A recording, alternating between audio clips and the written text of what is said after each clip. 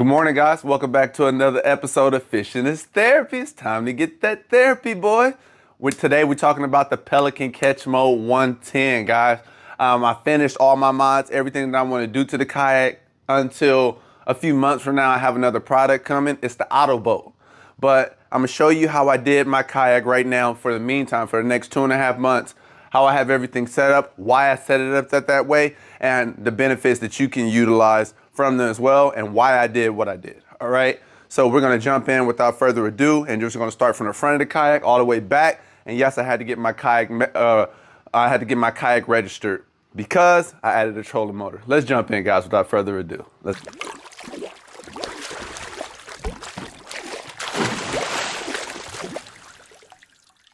All right, so let's take a look real quick at this Pelican Catch Mode 110. The first thing you have to do, guys, is register your kayak. It only took me $35 to do it. The HIN right here, the whole identification number, that's all I needed. And the MSO, Manufacturer Statement of Origin. I got that from Pelican through the Confluence Outdoors. You just fill out a quick little survey. You can just type it in MSO on their website. They have one. It's actually in your handbook. If you still have your handbook that came with your kayak, if you didn't, it'll be one in your handbook that you can download from the website. You can fill that one out and take it to your local DMV, or you can just have them email it to you. I asked them to email mine. They had it to me the next morning. I did it probably at 8 or 9 at night. The next morning by 10 a.m. I had it. So, and all I did was forward that to the DMV, did everything on the website. The DNR, did all that on the website, put in the basic information, and they approved everything. And I was right or set, 35 bucks, guys. So it's not that hard to do it. Had to get it registered to add the kayak trolling motor, and I'll tell you why and what I'm going to do with that. All right. So first, let's start in the front. I added 7-inch gear tracks. Why did I do that? I didn't use screws. I riveted them with waterproof trifold rivets, so it's hard to pull out. I put this track here because I'm going to have everything mounted from this mount back here, which is the star of the show. But I wanted everything to be mounted here because this is why originally I want everything to be permanent. I'm going to have my trolling motor on the front of my kayak with this program called Auto Boat. If you guys heard of it, it allows you to spot lock and create remote control from the front of your boat. It'll turn a simple transom mount trolling motor into a spot lock trolling motor where you can use a remote in the front. So until I get that, it's on pre-order right now. I created a mount that can be universal. That can go from the back of my kayak to the front of my kayak without me changing anything, using just the gear tracks and the tracks that I use in the back. So riveted is much better than just screw, so it doesn't pull out. And I have my tracks, it'll mount, everything will mount right in the front. I don't want to take that trolling motor off just yet, but I have that mount to where it'll hang out. It'll come right about here, and you'll see that video in the future as well, so stay tuned for that. And the reason why I put the mount like this, and it was such a difficult measuring process, because I wanted to keep my handle. I see a lot of people that get rid of this handle. I want my handle. Why do I want my handle? For my stand-up assist strap. I want to still be able to use that, and I tend to pull my kayak up a steep, rocky bank, and I need a handle. And people were saying they can use a little mount in the front. I don't want to do that. I want to use the process that I have, and the way it comes with it's already riveted. They want to get rid of that. So I created a mount that'll slide in right here, and then the transom mount, my 2x4 will sit right behind it right here, utilizing the slits right here. So I'll show you guys that on a future video when I actually go over the mount as an individual video. But that's why I did that, so I can be able to move the mount from the front to the back, from the back to the front, whenever I choose. So let's go ahead and jump into how I'm going to power all of this. I bought the Newport Vessels kayak battery, trolling motor. Love it. Smart battery. I have it plugged in and routed right here. This is just my dry bag from Kimimoto. Love this dry bag. Got an emergency fish stringer in there as well. Everything sits right here in this pocket. Nothing goes beyond this point. But I just use a quick connect. Have everything right there, straight from the battery here. Battery quick connect. Plug it straight in. There you go. That's all I do. Right there, and then I bring, this is going to secure everything like that. Bam. So now I still have my stand-up assist strap. I still have my dry bag storage. I have my battery. I have a quick connect in the front. That's looking really good, and I like it that it's compact and everything is held down by bungee. All right, so we got the fish finder, the Garmin EchoMap 73 SV. Side imaging, all of that I wanted right there. Check out that other video where I show you how I scupper mounted it underneath the kayak. That scupper mounted it, have it with some sleeve protecting it. This can also be taken off and transferable. Everything that I like to do, I want it to be able to be versatile and universal where I can move it. I can take this off right now if you check out that video, and I can move it and put it on my John boat. So I have my extra mapping unit. When it's on here, it'll be my mapping and everything that I need, and I can also add live scope or anything like that in the future if I want to. I want everything to be versatile, and I can move everything around. All right, guys, this is the star of the show right here. I joined the Facebook group. It's the Pelican Catch Mode 110. There's some really good guys over there. And I was looking at it. I wanted to go there because I just wanted to see how people were able to put storage under their seat. Because I have a plain old tackle box. I Velcroed it down right here. This is just the 3600 box. It's waterproof. Put Velcro underneath so I can put it right underneath the kayak and just store it right here, right? And I wanted to just have access because I wanted a waterproof storage box. Let me show you. Right here, this is just an electrical box that has waterproof inlets right here where you can wire everything. And I wanted to have that right here underneath. So it's coming from my transom scupper mount that's right underneath the boat, transducer straight in here, and then a power cable straight up here with an aqua battery power in it. And that's a waterproof case, really good. And it fits perfectly because this seat riser, which is the star of the show, is only 5 inches high. So it adds 5 inches to the kayak. Sorry, it's on my anchor. So this adds 5 inches to the kayak. This came from Remy, a guy named Remy on Facebook.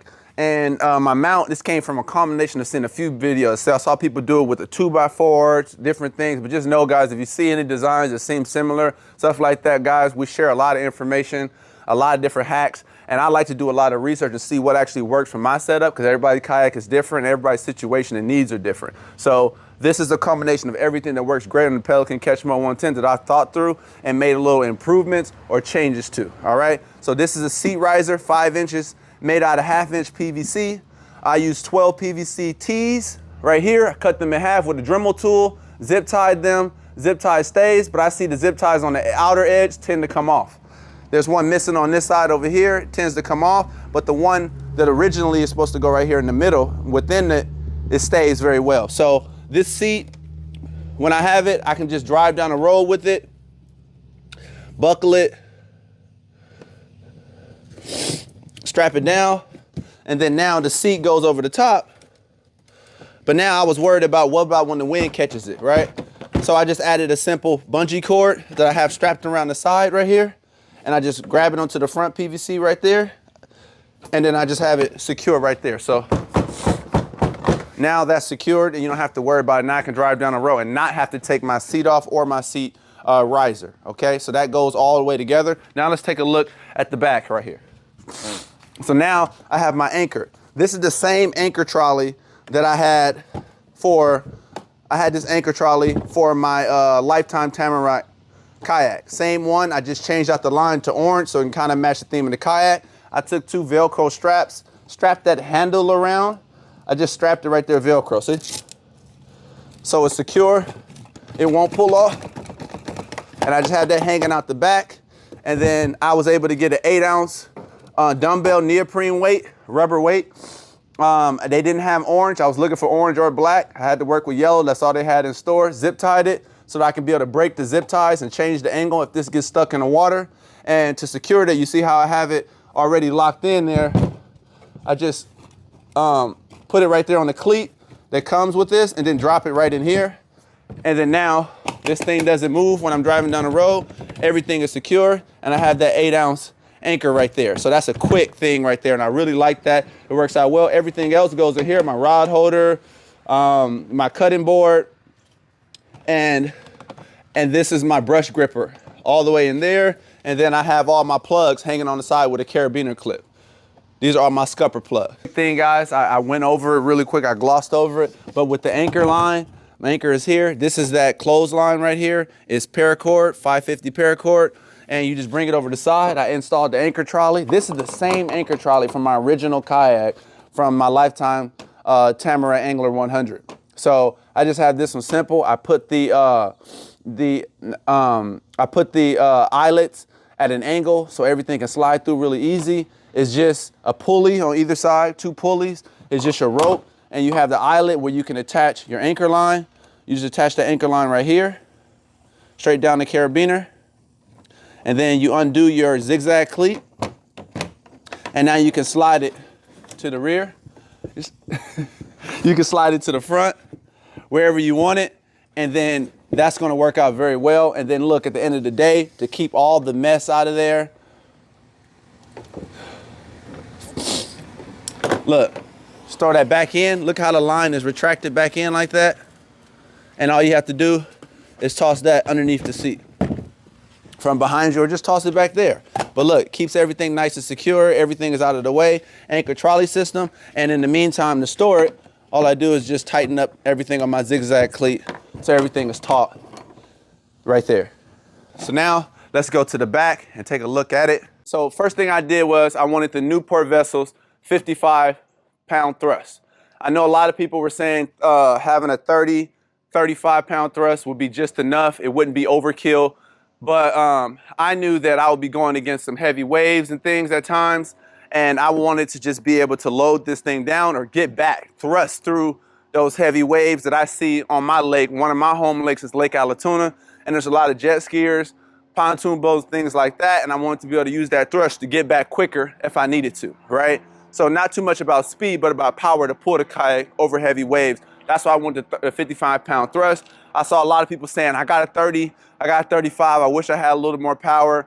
I'm just gonna go to the top end that I can go and get that power. Just like we can also talk about in the battery right here, the battery case, I have the 100 amp hour battery. It's the Goldenmate battery. I'm gonna do exclusive videos just on the battery. I'm gonna do it just on the mount, and I'm also gonna do it, you know, just on the seat riser so you guys can have individual videos that's a little shorter, but I'm just showing you my whole setup right now. So I got this motor. I wanted it black so it can match the theme.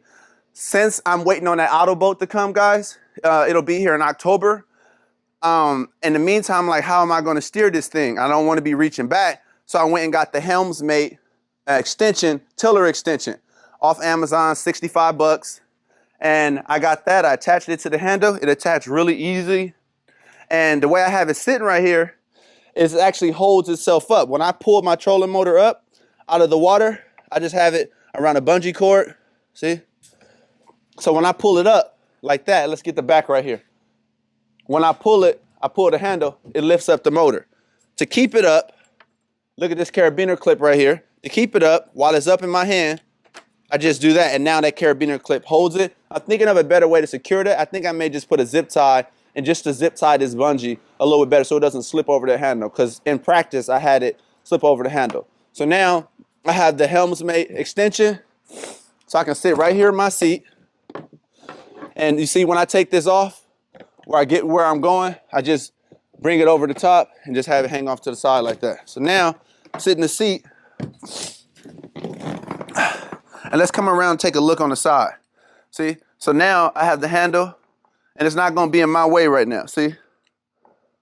And I had, because this 5 inches is gonna help me. Before, this was sitting on the seat downward, and it was just really awkward.